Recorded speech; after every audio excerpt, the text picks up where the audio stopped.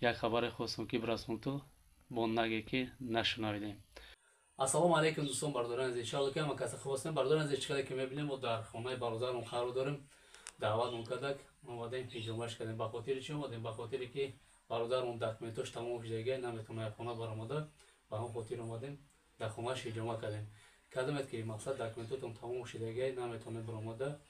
دمش هجوم کردن میخواد مرحمت کنید نمره ما در روی اکران میبروید زنگ بزنید با گفتم میگذارم 926 926 16 و یا چیز دیگه نگفتن همونه برای زنها هم هسته برای مادران برای اطفال هم هسته میتونه که همین امروز زنگ بزنید سه کس چهار کس باشه میره در خونتون و مثل برادر هجومتون میکنیم باقی در خانه باشین تا ویدیو نره. السلام علیکم و رحمت الله.